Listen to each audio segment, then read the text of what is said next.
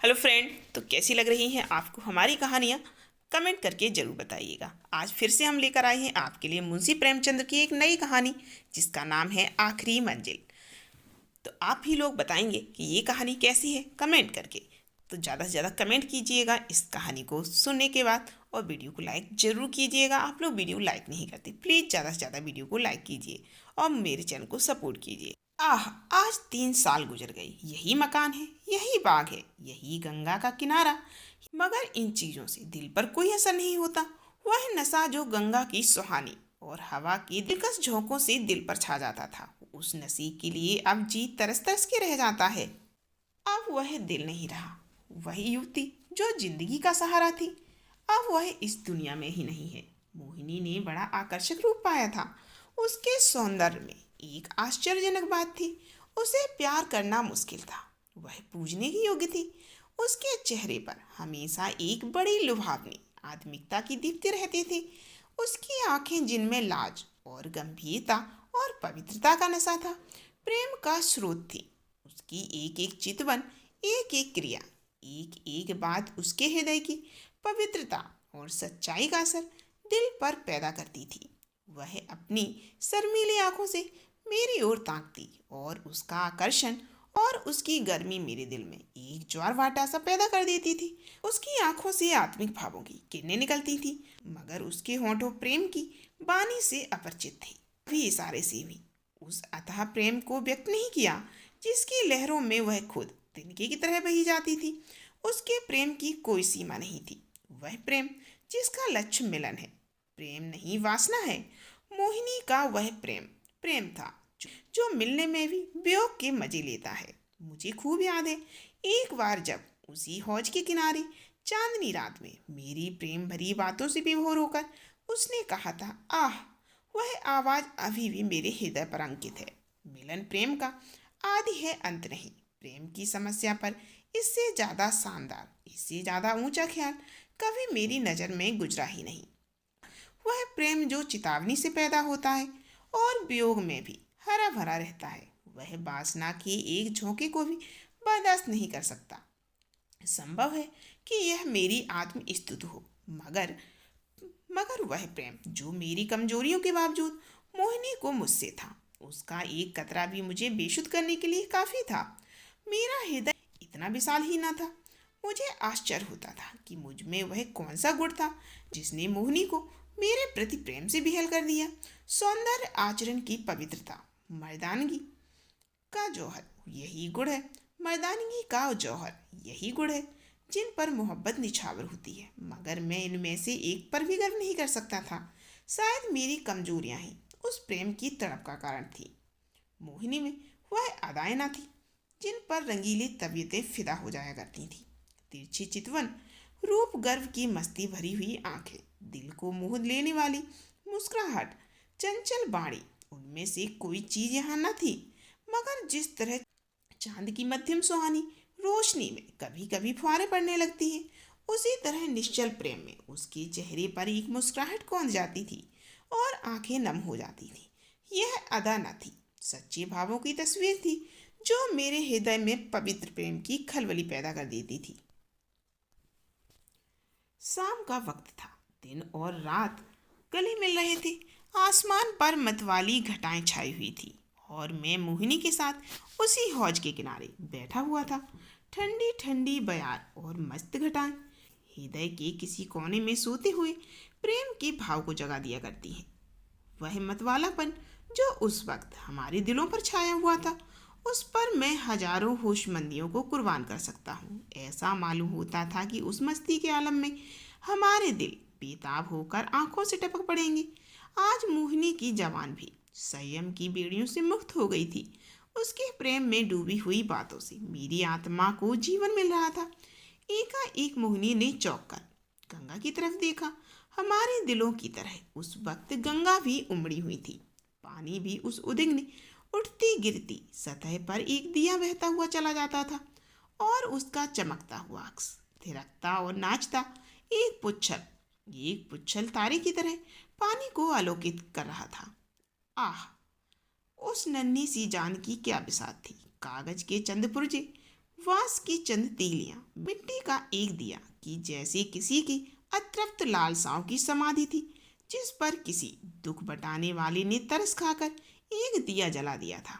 मगर वह नन्ही सी जान, जिसके अस्तित्व का कोई ठिकाना ना था, उस अथाह सागर में उछलती हुई लहरों से टकराती, भंवरों से हिलकोरे खाती, शोर करती हुई लहरों को रोनती चली जाती थी। शायद जल देवियों ने उसकी निर्बलता पर तरस खाकर उसे अपने आंचल में छुपा लिया था।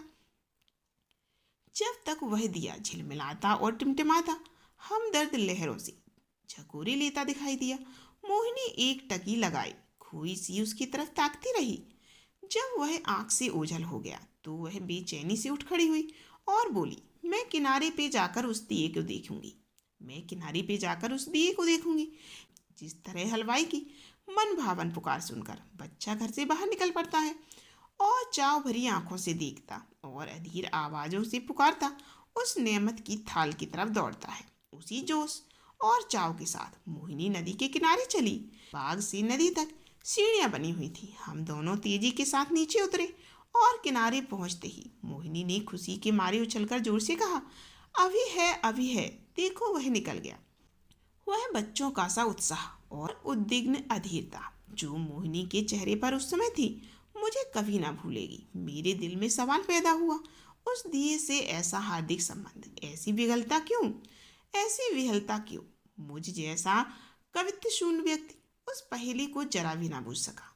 मेरे हृदय में आशंकाएं पैदा हुई। अंधेरी रात है, घटाएं उमड़ी हुई हैं, नदी बाढ़ पर है, हवा तेज, यहाँ इस वक्त ठहरना ठीक नहीं है।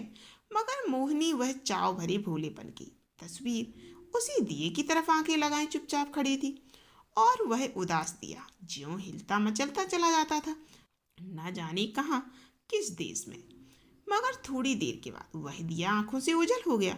मोहिनी ने निराश स्वर में पूछा, गया, बुझ गया होगा। और इसके पहले कि मैं जवाब दूं, वह उस डोंगी के पास चली गई जिस पर बैठकर हम कभी कभी नदी की सैरें किया करते थे और प्यार से गले लिपट कर बोली, मैं उस दिए को देखने जाऊंगी कि वह कहाँ जा रहा है, किस देश को।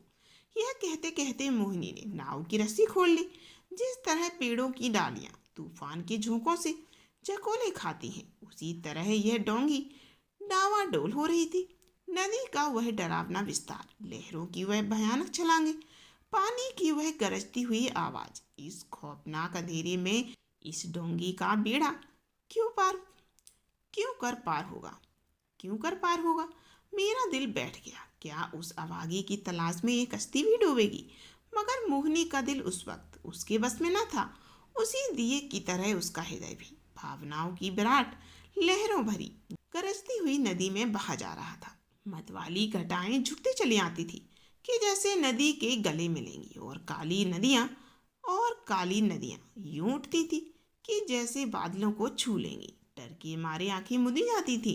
हम तेजी के साथ उछलते, कंगारों के गिरने की आवाज सुनते, काले काले पेड़ों का झूमना देखते चले जाते थे। एकाएक मोहिनी चौंक कर उठ खड़ी हुई और बोली, अभी है, अभी है, देखो वह जा रहा है। मैंने आंख उठाकर देखा, वह दिया ज्यों का त्यों हिलता मचलता चला जाता था। उस दिए को देखते हम बहुत दूर निकल गए। मोहिनी ने यह राग अलापना शुरू किया, मैं साजन से मिलन चली। कैसा तड़पा देने वाला ये गीत था और कैसी दर्द भरी रसीली आवाज, प्रेम और आंसुओं में डूबी हुई। वह गीत में कल्पनाओं को जगाने की बड़ी शक्ति होती है। वह मनुष्य को भौतिक संसार से उठाकर कल्पना लोक में पहुंचा देता है।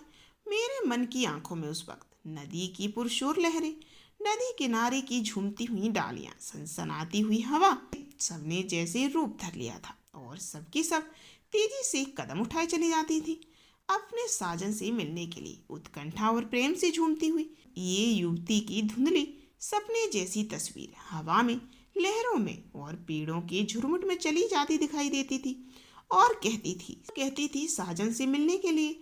इस गीत ने सारे दृश्य पर उत्कंठा का जादू फूंक दिया।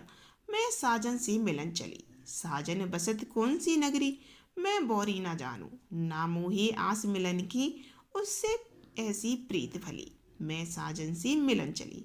मोहिनी खामोश हुई तो चारों तरफ सन्नाटा छाया हुआ था और उस सन्नाटे में एक बहुत मंदिर रसीला स्वप्न, स्वर क्षितिज के उस पार से, या नदी के नीचे से, या हवा के झोंकों के साथ आता हुआ मन के कोनों को सुनाई देता था। मैं साजन से मिलन चली। मैं इस गीत से इतना प्रभावित हुआ कि जरा देर के लिए मुझे ख्याल ना रहा कि कहाँ हूँ और कहाँ जा रहा हूँ। दिल और दिमाग में वही राग गूंज रहा था। अचानक मोहिनी ने कहा, उस दिए को देखो। मैंने दिए की तरफ देखा। उसकी रोशनी मंद हो गई थी और आयु की पूंजी खत्म हो चली थी। आखिर वह एक बार जरा भभका और बुझ गया। जिस तरह पानी की बूंद नदी में गिरकर गायब हो जाती है, उसी तरह अंधेरे के फैलाव में उस दिए की हस्ती गायब हो गई। मोहिनी ने धीमे से कहा, अब नहीं दिखाई देता, बुझ गया। यह कहकर उसने एक ठंडी सांस ली। दर्द उमड़ आया, आंसुओं से गला फंस गया। जवान से सिर्फ इतना निकला, क्या यही उसकी आखिरी मंजिल थी? और आंखों से आंसू गिरने लगे। मेरी आंखों के सामने से पर्दा हट गया। मोहिनी की बेचैनी और उत्कंठा, अधीरता और उदासी का रहस्य समझ में आ गया और बरवश मेरी आंखों से भी आंसू की 4 बूंदें टपक पड़ी। क्या उस शोर भरी खतरनाक तूफानी सफर की यही आखिरी मंजिल थी? दूसरे दिन मोहिनी उठी तो उसका चेहरा पीला था। उसे रात भर नींद नहीं आई थी। वह एक कवि स्वभाव की स्त्री थी। रात की इस घटना ने दर्द भरे भावुक हृदय पर असर पैदा किया था। हंसी उसके ओंठों पर यूं ही बहुत कम आती थी। हाँ, चेहरा खिला रहता था। आज से वह हंसमुखपन भी विदा हो गया। हरदम चेहरे पर एक उदासी सी छाई रहती थी और बातें ऐसी जिनसे हृदय छल्ली होता था और रोना आता था। मैं उसके दिल को इन ख्यालों से दूर रखने के लिए कई बार हंसाने के लिए किस्से किया करता। हंसाने वाले किस्से लाया, मगर उसने उन्हें खोल कर भी न देखा। हाँ, जब मैं घर पर ना होता तो वह कवि की रचनाएं देखा करती, मगर इसलिए नहीं कि उनके पढ़ने से कोई आनंद मिलता था, बल्कि इसलिए उसे रोने के लिए ख्याल मिल जाया करता था। और वह कविताएं जो उस जमाने में उसने लिखी, दिल को पिघला देने वाली दर्द से भरे गीत हैं। कौन ऐसा व्यक्ति है जो उन्हें पढ़कर अपने आंसू रोक लेगा? वह कभी कभी अपनी कविताएं मुझे भी सुनाती और जब मैं दर्द में डूबकर उनकी प्रशंसा करता तो मुझे उसकी आंखों में आत्मा का उल्लास, नशा दिखाई देता। हंसी, दिल लगी और रंगीनी मुमकिन है कुछ लोगों के दिलों पर असर पैदा कर सके, मगर वह कौन सा दिल है जो दर्द के भावों से पिघल न जाए? हम हर रोज, एक रोज हम दोनों इसी बाग की सैर कर रहे थे। शाम का वक्त था और चैत का महीना। मोहिनी की तबीयत आज खुश थी। कुछ दिनों के बाद आज उसके होठों पर एक मुस्कुराहट सी झलक दिखाई दी। एक मुस्कुराहट की झलक दिखाई दी जब शाम हो गई और पूरनमासी का चांद गंगा की गोद से निकलकर ऊपर उठा तो हम इसी हौज के किनारे बैठ गए। यह मौल साड़ियों की कतार और यह हौज मोहिनी की यादगार है। चांदनी में बिछात आई और चौपड़ पड़ने लगी। आज तबीयत की ताजगी ने उसके रूप को चमका दिया था और उसकी मोहक चपलताएं मुझे मतवाला किए देती थी। मैं कई बाजियां खेला और हर बार हारा। हारने में जो मजा था वह जीतने में कहाँ था। हल्की सी मस्ती में जो मजा है वह छकने और मतवाला होने में नहीं। चांदनी खूब छिटकी हुई थी। एकाएक मोहिनी ने गंगा की तरफ देखा और मुझसे बोली, वह उस पार कैसी रोशनी नजर आ रही है? मैंने भी निगाह दौड़ाई। चिता की आंख चल रही थी, लेकिन मैंने टाल कर कहा, सांझी खाना पका रहे हैं। मोहिनी को विश्वास नहीं हुआ। उसके चेहरे पे एक उदास मुस्कुराहट दिखाई दी और आंखें नम हो गई। ऐसे दुख देने वाले दृश्य उसके भावुक और दर्दमंद दिल पर वही असर करते थे जो लू की लपट फूलों के साथ करती है। थोड़ी देर बाद वह मौन निश्चला बैठी रही, फिर सूख भरे स्वर में बोली, अपनी आखिरी मंजिल पर पहुंच गया। अपनी आखिरी मंजिल पर पहुंच गया। तो आखिर आपको क्या समझ में आया इस कहानी में? कमेंट करके ज़रूर बताइए और आपको ये कहानी कैसी लगी ज़रूर बताइएगा और कैसी कहानियाँ आप सुनना चाहेंगे ये भी कमेंट करके ज़रूर बताइए। और प्लीज़ मेरे चैनल को ज़्यादा से ज़्यादा सब्सक्राइब कीजिए, वीडियो को लाइक कीजिए और फिर मिलते हैं अगली वीडियो में।